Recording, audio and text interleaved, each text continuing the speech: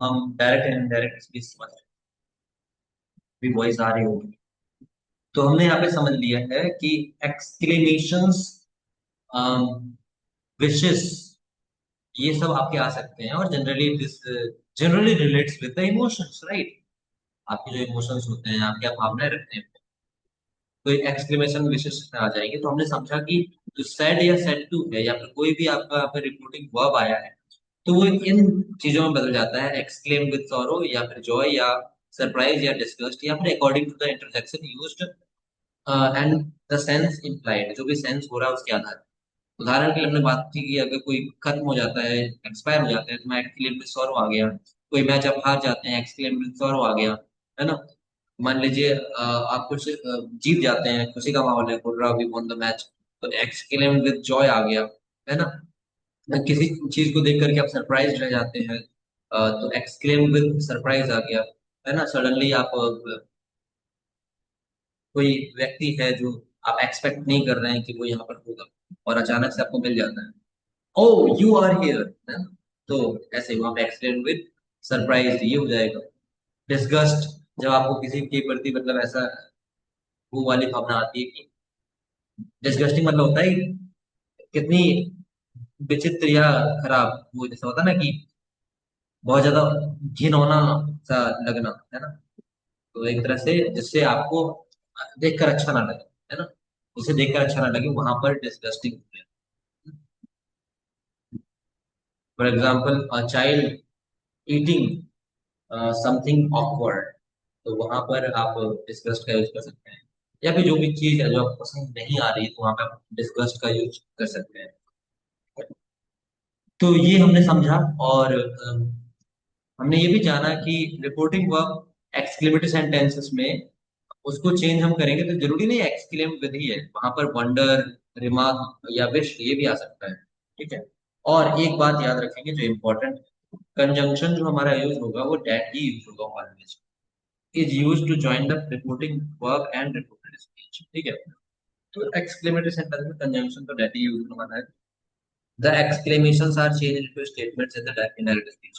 हाँ, जो स्टेटमेंट है वो जो सेंटेंसेस हैं, रिपोर्ट जो हमारा होने वाला है डायरेक्ट स्पीच से डायरेक्ट में डालेंगे, तो रिपोर्टेड स्पीच वो स्टेटमेंट में बदल जाएगा। उसको एग्जाम्पल से समझेंगे तो आपको समझ में आएगा। तो यहाँ पर जैसे आप देख सकते हैं कि डायरेक्ट एंड इनडायरेक्ट स्पीच है। तो she said how beautiful the rose is, उसने कहा कि कितना सुंदर, कितना प्यारा जो गुलाब है, ठीक है, गुलाब कितना प्यारा है। तो यहाँ पर आप देख सकते हैं कि शी एक्सक्लेम, यहाँ पे जॉय वगैरह नहीं लगाया हमने, डायरेक्ट यूज किया है। um, आप चाहें तो यहाँ पर जॉय भी लगा सकते हैं, क्योंकि अगर आपको खुशी हो रही है देखकर, ठीक है, तो उस चीज को भी आप ऐड कर सकते हैं। तो यहाँ पर डायरेक्ट एक्सक्लेम से भी बना सकते हैं कि उसने भावना व्यक्त की कि जो गुलाब है वो बहुत सुंदर है। ये देखिएगा, ये इंपॉर्टेंट चीज है, यहाँ से दैट लगा दिया हमने, फिर ये जो how beautiful the rose is है, यहाँ पर देखेंगे हाउ हटा दिया, इसको स्टेटमेंट बदला, ये अपने पास से करता है। तो the rose is very beautiful होगा, लेकिन यहाँ पर सैड है, तो इसके अकॉर्डिंग ये बदलेगा, यानी कि पास्ट वाला है तो हम जानते हैं कि प्रेजेंट, सिंपल प्रेजेंट जाता है सिंपल पास्ट में, तो यहाँ पर वॉज होगी, the rose was very beautiful. पहले आप ऐसे इसको स्टेटमेंट बना लीजिए, फिर उसके हिसाब से आप चेंज कर लेंगे, या तो चाहे डायरेक्ट भी कर सकते हैं। जैसे हम इसको कह सकते हैं, how beautiful the rose is का स्टेटमेंट क्या बनेगा, the rose is beautiful, right, very beautiful ऐसे कह सकते हैं। तो कितना प्यारा है रोज, कितना सुंदर है रोज, बोल देते हैं स्टेटमेंट बना करके, रोज जो है बहुत सुंदर है। तो she exclaimed that the rose was very beautiful, is very beautiful का was very beautiful हो गया, ठीक है। या ऐसे भी कह सकते हैं, that she exclaimed with joy या surprise that the rose was very beautiful। यहाँ इमोशंस से रिलेटेड बात है, ठीक है। अगर आप देख रहे हैं कि खुशी खुशी बोल रही है, बहुत जॉयफुली बोल रही है, तो आप वहाँ जॉय लगा दीजिए। या अगर नहीं समझ में आ रहा, तब ये भी कर सकते हैं एक्सक्लेम, है ना। और जहां पर आश्चर्य का भाव हो, वहां पर आप एक्सक्लेम विद सरप्राइज या फिर वंडर्ड भी लगा सकते हैं, ठीक है, वंडर्ड। ऐसे ही यहाँ पर है, देखिए, he said alas my dad is dead, तो यहाँ पे ही एक्सक्लेम सॉरोफुली, ऑफ कोर्स आप एक्सक्लेम विद सॉरो भी कर सकते हैं। ये बताया था मैंने अभी थोड़ी देर पहले कि एक्सक्लेम्ड विद सॉरो या exclaimed with exclaimed sorrowfully, exclaimed joyfully, ये सब किया जा सकता है। ठीक है। तो जरूरी नहीं है कि हम वो स्ट्रिक्ट रूल्स फॉलो करें कि विद जॉय विद सॉरो लगाना है। मैंने फिर से कहना चाहूंगा कि यहाँ पर भावनाओं की बात है और ये आपके ऊपर निर्भर करता है कि उसे कैसे व्यक्त करना चाहते हैं। ठीक है। अगर आप कंफ्यूज्ड हैं तो आप डायरेक्टली एक्सक्लेम बोल सकते हैं। एक्सक्लेम मतलब होता है भावना व्यक्त करना, अभिव्यक्ति देना। ठीक है। तो आप इस चीज को अभिव्यक्त कर रहे हैं, तो यहाँ पर ही एक्सक्लेम्ड सॉरोफुली, उसने बड़े दुख से कहा या अपनी भावनाएं जाहिर की, that my father is dead. देखिए यहाँ पर अलास हटा देंगे, हम स्टेटमेंट बनाएंगे। माय फादर का क्या हो जाएगा, अकॉर्डिंग टू फर्स्ट पर्सन, ये सब्जेक्ट बदल देगा, तो यहाँ पर ही की जगह हिज हो जाएगा, माई का पॉसेसिव है। तो हिज फादर यानी हिज डैड वाज डेड। ठीक है। तो ये आपका सॉरोफुली या विद सॉरो दोनों ही आपके सही हो सकते हैं। अब देखिए यहाँ पर मैंने कहा था कि एक्सक्लेम ही नहीं जरूरी है आए, विश भी आ सकता है, प्रे भी आ सकता है, वंडर भी आ सकता है। He said may your son soon recover. उसने कहा कि आपका पुत्र जल्दी से रिकवर कर जाए, जल्दी से ठीक हो जाए। ये क्या है, प्रेयर है ना। आप किसी के लिए करते हो, कोई बीमार होता है तो आप कहते हो कि मेरी ऐसी मैं ऐसी प्रार्थना करूंगा भगवान से कि आपका पुत्र ठीक हो जाए इस समय से, है ना। या फिर विश करते हो किसी को, तो वहां पर विश आ जाएगा। तो प्रेयर या फिर प्रे करो या फिर विश करो, तो उसके अकॉर्डिंग आप आ जाएगा कि एक प्रेयर दिख रहा है, प्रार्थना कर रहे हैं कि ऐसी हमारी प्रार्थना है कि बच्चा ठीक हो जाए। ठीक है। तो he prayed that my son might soon recover. मान लीजिए यहाँ पे होता है he said happy birthday to my son, तो यहाँ पे क्या करते, तो यहाँ पे विश्ड हो जाता, he wished happy birthday to my son. यहाँ डैड अभी आगे पढ़ेंगे तो समझ में आ जाए कि विश्ड वाले में, डायरेक्ट वाले में क्या। ठीक है। जनरली हम डेट का यूज करने वाले हैं, एक ऑप्टेटिव सेंटेंस होता है उसको उसमें ले लेंगे। ठीक है। तो यहाँ पर हमने इसको देख लिया, जैसे ये है, ये वाला, इसको हम ऑप्टेटिव में ले लेते हैं। बताना चाहूंगा कि ऑप्टेटिव क्या है। जब हम बचपन में सेंटेंसेस पढ़ते थे तो जनरली पहले चार कैटेगरी पढ़ाए जाते थे। ठीक है। जैसे इसमें आपका असर्टिव, इंट्रोगेटिव, इम्परेटिव और एक्सक्लेमेटरी आता था। एक और सेक्शन बनाया गया ऑप्टेटिव का, इसको स्पेशली बनाया गया था विशेष के लिए। ठीक है। ध्यान से सुनेंगे मेरी बात। तो असर्टिव में तुम जानते हैं कि स्टेटमेंट्स आते हैं, चाहे वो नेगेटिव हो या पॉजिटिव। इंट्रोगेटिव में क्वेश्चंस आते हैं। इम्परेटिव आपको करा ही दिया है, इम्परेटिव में ऑर्डर, रिक्वेस्ट या फिर सजेशन यानी एडवाइस होगा। और एक्सक्लेमेटरी में भावनाएं होती जो अपने अभी समझा। तो ऑप्टेटिव में क्या है, ऑप्टेटिव में जो बचा हुआ चीज रह गई है, विशेष को हमने इसमें डाल दी है। ठीक है। हालांकि बहुत सारे ग्रामर बुक में एक्सक्लेमेटरी में विशेष के लिए वो कंसिडर किया जाता है, लेकिन पर्टिकुलरली स्पेसिफिकली अगर आप नाम देना चाहें तो ऑप्टेटिव सेंटेंस बोल सकते हैं उसे। और इसको हमने अलग कर लिया तो हम इसको इस तरह से दे सकते हैं। मैंने कहा था कि एक्सक्लेमेटरी सेंटेंस में जनरली दैट का यूज करते हैं, यहाँ देखिए दैट का यूज करने की नीड ही नहीं है। क्यों नहीं है, उस बात को भी आप बड़े प्यार से समझ पाएंगे। He said to her good morning. यहाँ कोई सेंटेंस दिख रहा है आपको, स्टेटमेंट दिख रहा है क्या? स्टेटमेंट बन सकता है क्या गुड मॉर्निंग का? स्टेटमेंट बन नहीं सकता। Good morning just a wish है, राइट। स्टेटमेंट बन नहीं सकता तो हम डेट कैसे लगा दें, है ना। प्रॉब्लम ये आ जाती है। तो इसलिए हम यहाँ पे डायरेक्ट बोलते हैं कि उसने अपनी भाषा में बोलकर क्या करते हैं। जैसे अभी मैं डायरेक्ट पढ़ रहा हूँ, उसकी हिंदी बता रहा हूँ और नीचे वाले की हिंदी बता रहा हूँ। ही सेड टू हर, उसने उससे कहा गुड मॉर्निंग, सुप्रभात, है ना। तो हम इसको अपनी भाषा में क्या बोलेंगे, उसने उन्हें या उसे सुप्रभात विश किया। इसको हिंदी में क्या बोलते हैं, जो भी बोलता हूँ। ठीक है। गुड मॉर्निंग विश किया। ठीक है। उसने उन्हें कोई महिला होगी, उन्हें गुड मॉर्निंग विश किया, ऐसे आप अपनी भाषा में बोलिए। चलिए, तो इस तरह से हम इसको ले लेते हैं, तो यहाँ डैड की नीड नहीं है। ऐसी हैप्पी बर्थडे वाला एग्जांपल बोला था मैंने, Rahul said to my son happy birthday. तो यहाँ पे क्या हो जाएगा, आप बता सकते हैं मुझे। Rahul said to my son happy birthday, that का यूज नहीं करना है, डायरेक्टली आंसर कीजिए। इसको हम ऑप्टेटिव में रख सकते हैं। और एक बात और बता दी है मैंने कि कुछ ग्रामर बुक में इसको एक्सक्लेमेटरी में रखा जाता है। एडिशनली अगर स्पेसिफिकली पढ़ना है तो हम इसे ऑप्टेटिव में ले जाएंगे विशेष में।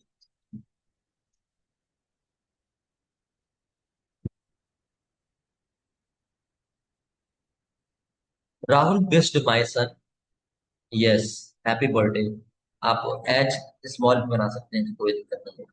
अनामिका जी ने सही किया है। राहुल विश्ड माई सन हैप्पी बर्थडे, सिंपल सी बात है, राहुल ने मेरे सन को हैप्पी बर्थडे विश किया। इतनी सी बात बोलनी थी आपको अपनी भाषा में। केवल अनामिका जी ने ही किया है, बाकी लोगों ने नहीं किया। चलिए आगे समझेंगे और। तो अब देखिए यहाँ पर कुछ और भी वर्ड्स आ सकते हैं। देखिए बिटरली जैसे यूज हुआ है, समझेंगे क्या है। She said, oh God I have lost my gold chain. ठीक है। मैं फिर से बात कहना चाहूंगा, ये कुछ भी नहीं है, इसको कोई रटने की जरूरत नहीं है बिटरली या क्या है।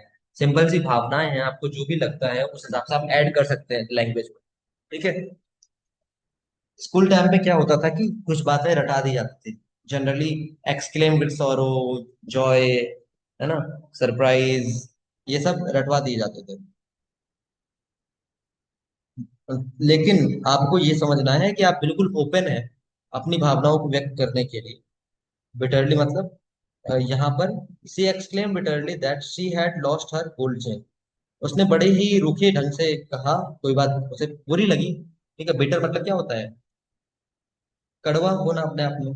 तो कड़वाहट भर गई उसके अंदर क्योंकि उसका चेन खो चुका था। मैं इसको यहाँ पे ये भी तो बोल सकता हूँ, देखिए ध्यान सुनिएगा, मैं क्या ये नहीं बोल सकता she exclaim with sorrow, isn't it correct.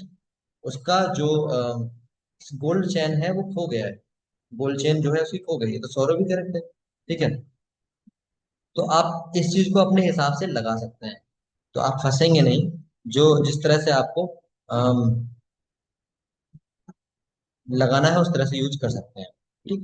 तो उसने बड़े ही अपने रूखे मन से या फिर मीठा मीठा कड़वा होता है, कड़वे मन से ये भी कह सकते हैं, ये भावना जाहिर की कि उसका जो चेन था, गोल्ड चेन था, वो खो चुका था। है ना।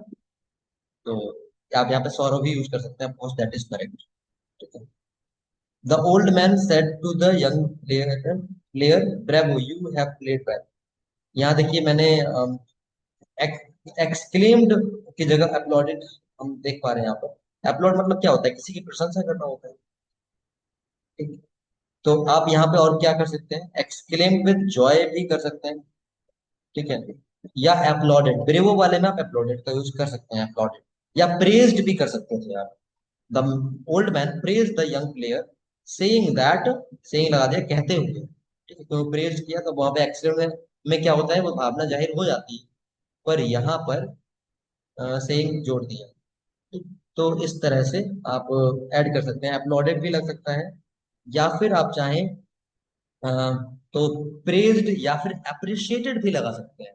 सारी भावनाएं हैं। प्रशंसा की उसने यंग प्लेयर की कि उन्होंने अच्छे से खेला था, है ना। तो यहाँ पे हैड का यूज हो जाएगा क्योंकि ये हैव वाला था।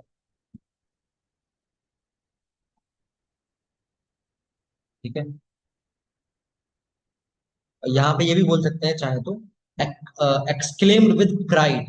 जैसे मान लीजिए ओल्ड मैन को प्राइड फील हुआ हो उन यंग प्लेयर को देख करके, काफी गर्व महसूस किया हो उनके क्षेत्र के प्लेयर से। मैं फिर से कहना चाहूंगा, बिल्कुल आपके ऊपर निर्भर करता है कि आप कैसे चीजों को यहाँ पे डील करने वाले हैं।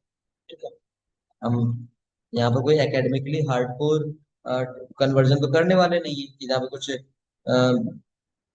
रिगरस रूल्स अप्लाइड है। ठीक है। तो आप अपनी भावनाओं को जाहिर करेंगे जिस तरह से आप कर सकते हैं। द ओल्ड मैन प्रेज्ड या अपलॉडेड या फिर अप्रिशिएटेड या एक्सक्लेम्ड विद प्राइड, है ना।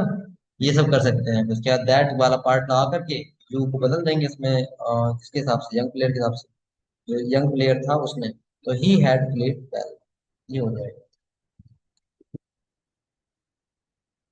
ऑब्जेक्टिव की बात मैं कर रहा था, देखिए ये जितने भी विशेष होते हैं, मे गॉड भी, इधर के ये प्रेयर भी और ये विशेष भी, जो कामना, शुभ कामनाएं होती हैं, है ना, विशेष बोलते हैं उनको हम ऑब्जेक्टिव में डाल देते हैं पर्टिकुलर। और जो सडन इमोशंस होते हैं उसको हम इसमें डालते हैं एक्सक्लेमेटरी में। तो थोड़ा सा यहाँ पे दे दिया है। Objective sentences are those which express hope, wish और प्रेयर। तो स्पेसिफिकली पढ़ना है तो हम इसमें डाल सकते हैं, अदरवाइज हम उसको अ, उसमें भी ले सकते हैं, एक्सक्लेमेटरी में भी। ठीक है, तो जैसे ये वाला है, इसमें क्या होगा, इसमें दैट का यूज हो सकता है, may God be your side, she prayed that, अब इसको करेंगे किसमें, स्टेटमेंट में, तो गॉड मे का क्या हो जाता है, might, God might be, your का क्या हो जाएगा, अब मुझसे कहा होगा ना, तो सेंस के हिसाब लगाएंगे, गॉड माइट बी, बताइए योर का,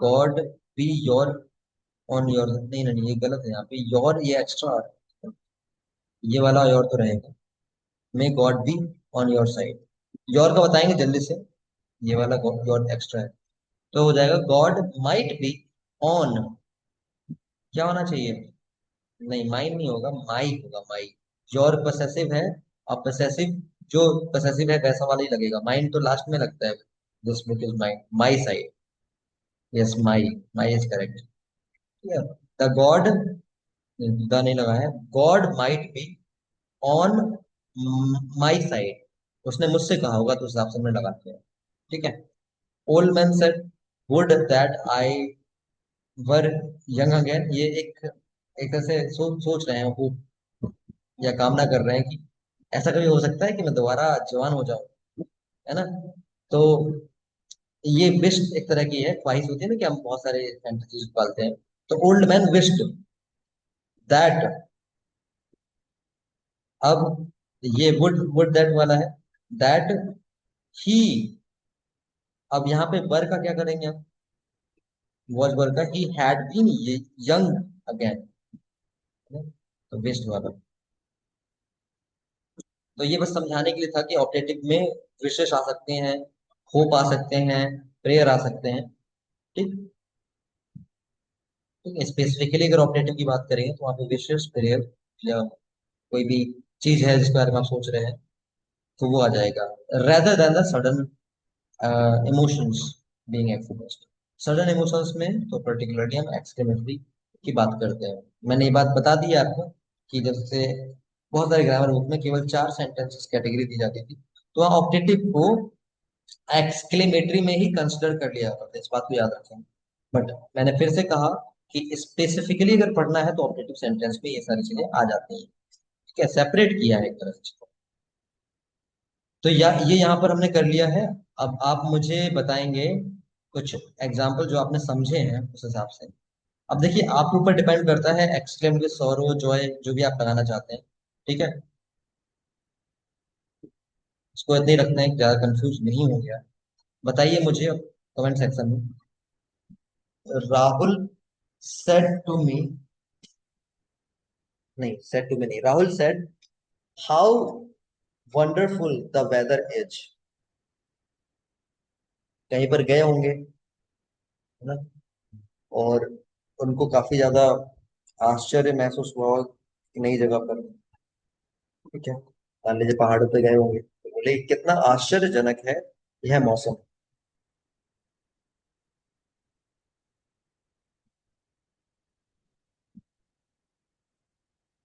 Rahul said how wonderful the weather is,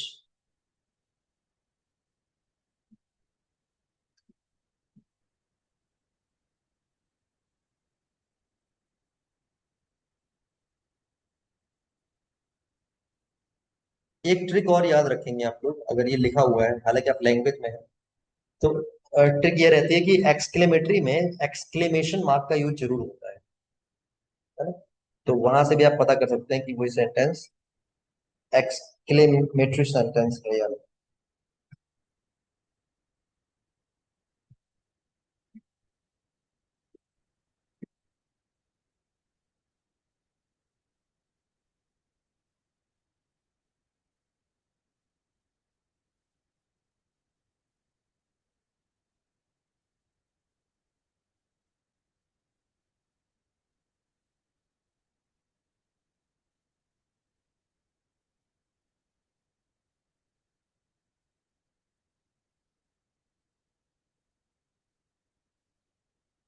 yes, Rahul exclaimed, with surprise आ सकता है, ठीक है, विद सरप्राइज्ड नहीं होगा, surprise that the weather was wonderful.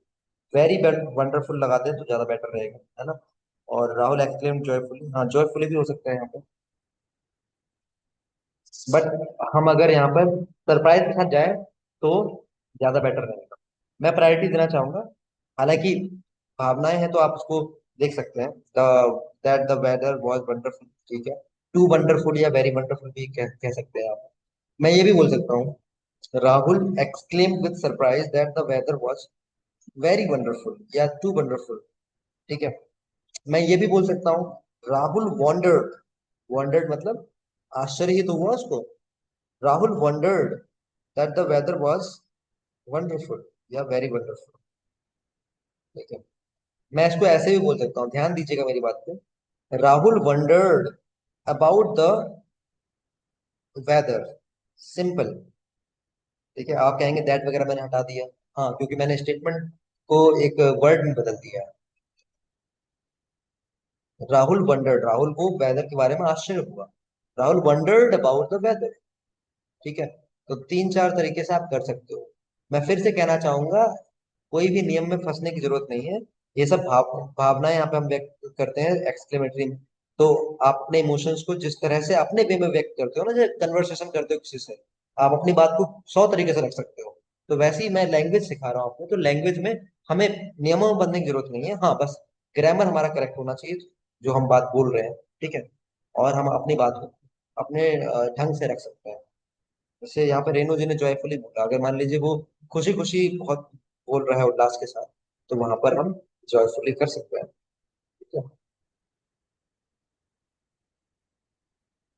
आगे आप बताएंगे, Reena said to his son, bravo, you done well, you have done well. Reena said to his son, sorry her son, his son नहीं, हर सन कर लीजिएगा। Reena said to her son, bravo, you have done well.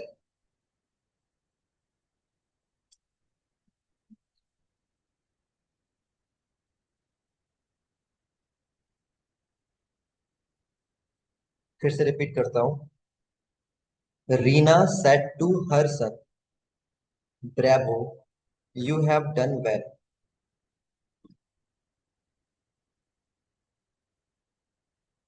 Bravo के बाद हम exclamation mark लगा देंगे।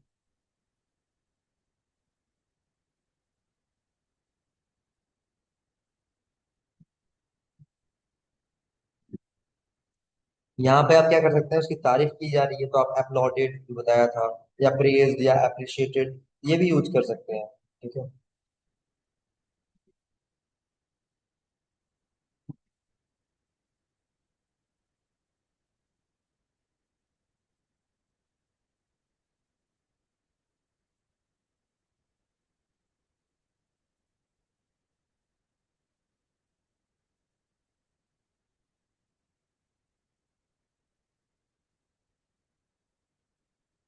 और जहां पर आपको कुछ भी नजर ना आए वहां पे एक्सक्लेम का भी यूज कर सकते हैं, तो इसका बताएंगे जो बोल सकते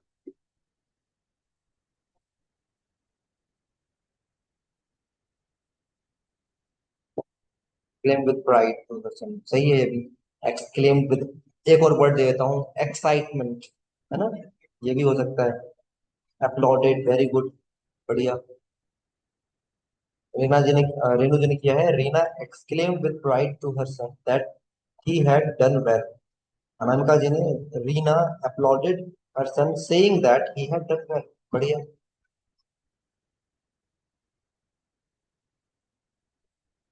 अच्छा, अब जैसे मान लीजिए कोई सेंटेंस होगा जिसमें आप कंफ्यूज रहेंगे, तो एक बताया था ना एग्जाम्पल, आप मान लीजिए ये वाला सेंटेंस है, आप कंफ्यूज हैं कि कैसे हम बोले, प्राइड लगाएं क्या लगाएं, कोई दिक्कत नहीं, आप ऐसे भी कर सकते हैं, रीना एक्सक्लेम्ड, बस इतना कर लीजिए, उसके बाद लगा दीजिए किससे बोला, to her son, that he had done well, ये भी आपका करेक्ट हो जाएगा, ठीक है। अगर कुछ आपको समझ में नहीं आ रहा तो आप केवल एक्सक्लेम्ड का यूज भी कर सकते हैं, इस बात को याद रखें। तो लैंग्वेज में कोई भी बाउंडेशन नहीं है आपके पास, अगर अभिव्यक्ति देनी है और समझ में नहीं आ रहा है क्या लगाना है, एक्साइटमेंट लगाना है, वंडर लगाना है, सरप्राइज क्या लगाना है, तो Reena exclaim with appreciation to, to her son लगाइए। इस वाले में टू जरूर लगेगा, ठीक है, क्योंकि ऑब्जेक्ट दे रखा है इसके लिए। यहाँ पर टू लगने की आवश्यकता है। Exclaim with appreciation.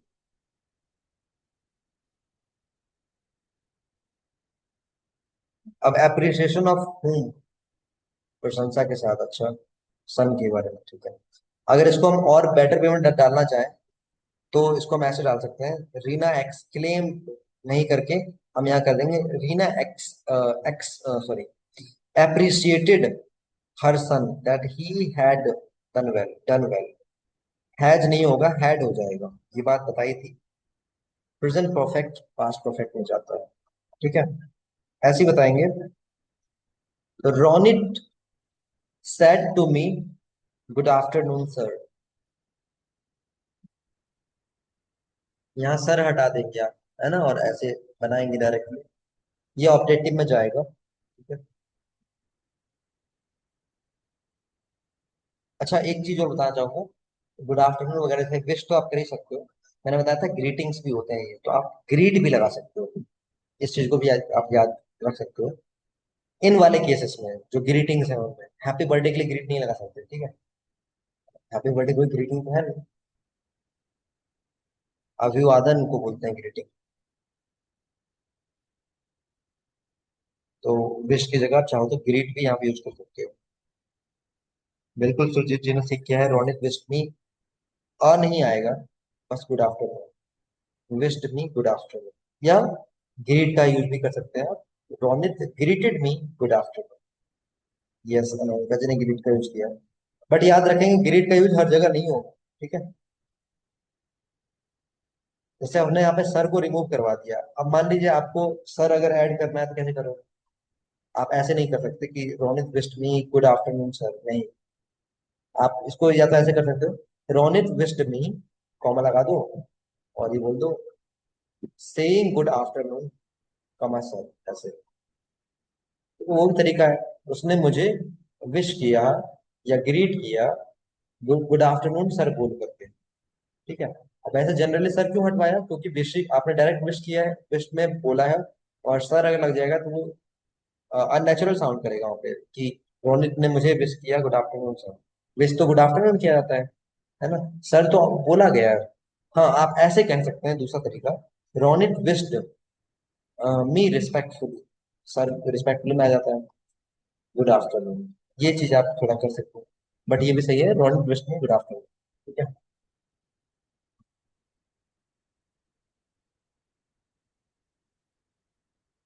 नेक्स्ट बताएंगे, Mahi said to me may you live long. ये प्रेयर है ना, प्रार्थना कर रहे हैं। Mahi said to me may you live long, ऐसे हम कामना करते हैं, may you get well soon, ऐसा, जैसे प्रार्थना प्रार्थना में आते हैं। फिर से अगर हम पर्टिकुलरली इसको बांटें तो ये किसमें जाएगा, ऑब्जेक्टिव में जाएगा, पर यहाँ पर डेट का यूज किया जा सकता है ना।